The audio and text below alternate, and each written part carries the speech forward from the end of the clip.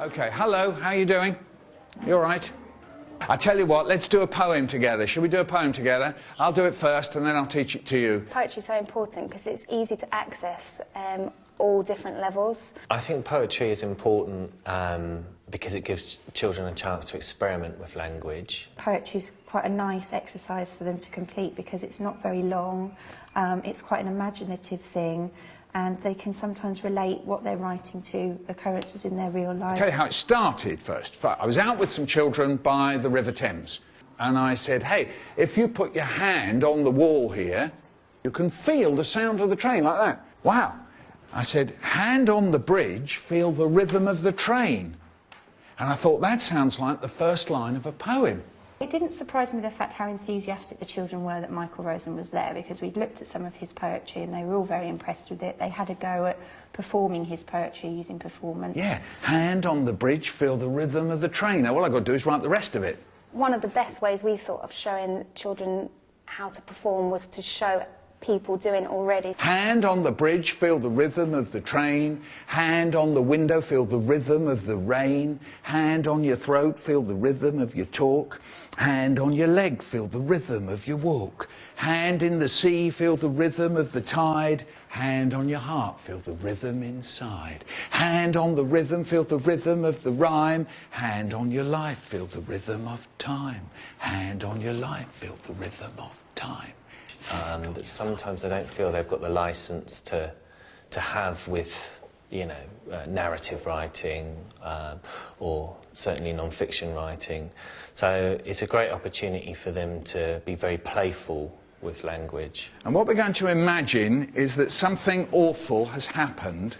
Something as awful that's happened is that you're going to have to leave in about half an hour's time. All right? You're going to take with you something that somebody has said to you. Now, what am I going to think? I'm going to think maybe my mum and dad, they used to say things. Is it going to be a funny thing or a serious thing? Something that somebody has said to you. It might be a piece of advice. You know, people sometimes say, you know, they say, trust your friends. So I'm just going to have a think. You talk to the person next to you again. Lots of opportunity for, you know, work in process, talk partners. How about now you take with you what you might call a wish or a hope? Something I really wish for. All right, have you done a hope and a wish? Have you done that? So we're building it up slowly. My dad's saying, be bold, be curious, keep asking questions. I hope that I'll meet people I can like. Hey, wait a minute, though. Or maybe I'm going to meet somebody and I'm going to have to say one thing about myself that is me. Do you see what I mean? I've got to say one thing that sort of sums me up. The person's going to say, who are you? It's not just my name. It doesn't mean anything. They may not mean anything to them at all. So imagine you can do this in your pairs. Somebody's going to turn to you and say, who are you?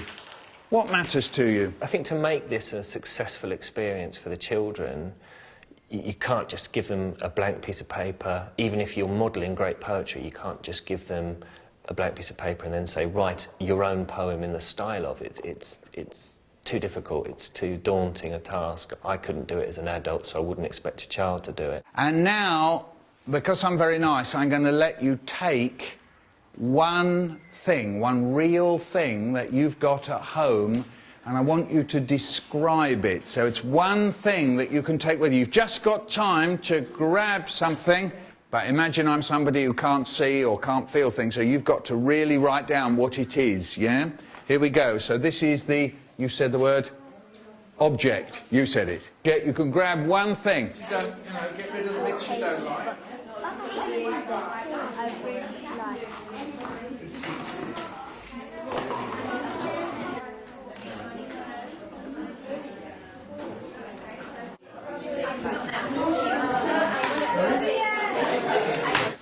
Now then, between the bits that you've written, it may be that if you thought of a chorus, it might make it easier to remember. I don't know, because you never know with poems, because there's no right and wrong way to write them. You just experiment. And also the other thing is, you might want to switch things round, because this is the point now. This is just, what you've done is what we call brainstorming, isn't it? Yeah? So this is the point now where you're going to make your final poem, something that is going to be quite easy for you to try and hold in your head. Children that maybe in literacy aren't as high-flying as level-wise, they were the ones that really came out on top. They were producing some amazing pieces of writing. They were really listening to the rhythm, which I think was the one thing that they could follow. And the way that Michael took it back to the start, so it was things that they could relate to, things that their hopes, their wishes, talking about their name, and then taking it from that, adding a chorus into it, was really successful. Chrysandra said she couldn't choose the first bit, and we looked through this lovely thing about her name, and we found my mum says, don't let it get in front of you, just keep your head high. What a great opening. This is my identity and this is how I am. This is my identity and this is how I am. My mum says, don't let it get in front of you, just keep your head high. Wouldn't that be great? Yeah, I love that. Don't let it get in front of you, just keep your head high. The performance side, you saw the children that weren't very confident, who were then able to perform in front of a class of 30 children with no problems at all. I'm going and I'm grabbing, I'm going and I'm grabbing, the times he said, the times he got mad, sitting and sighing. I'm going and I'm grabbing, I'm going and I'm grabbing, the times he said, listen, someday you'll enjoy your life. I'm going and I'm grabbing, I'm going and I'm grabbing, the blue beautiful butterfly box, all these memories locked in one. I'm going and I'm grabbing, I'm going and I'm grabbing.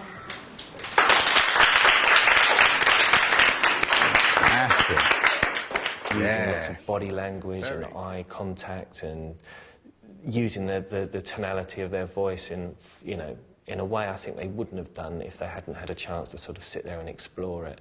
I think the children really loved the poetry. They really enjoyed writing it. What did surprise me was the level of creativity that he brought out from the children, and the ideas that they had and the language that the children were using as well.